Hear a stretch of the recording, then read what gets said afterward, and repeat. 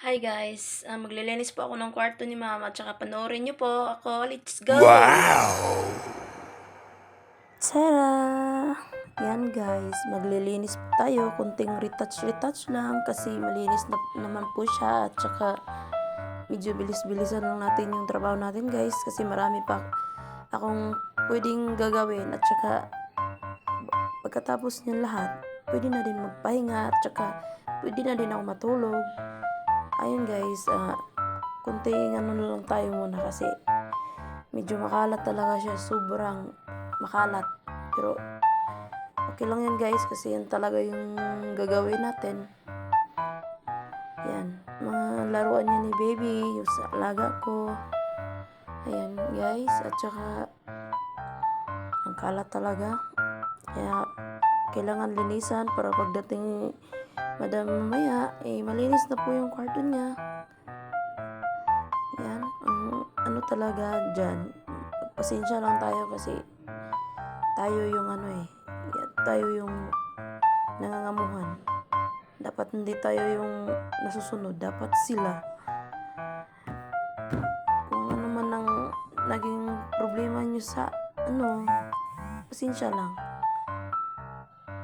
Inhale, exhale lang guys. Carry natin yan. Tsaka para din naman sa pamilya natin yung ginagawa natin. Ayan guys. At saka yan. Ang dami kong sinasabi. Maglilinis na po ako. Medyo dalian lang natin kasi ang hirap pag magbagal-bagal tayo guys. Marami pa tayong gagawin. Pagkatapos pala na namin yan na malingki guys. Tsaka ayan, umuwi na kami. Kumain. Naglilinis na ako guys.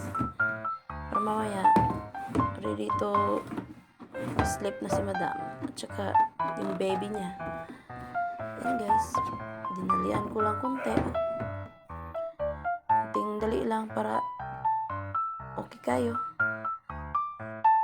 By the way guys, hindi pa talaga ako medyo marunong mag voice over pero I tried my best.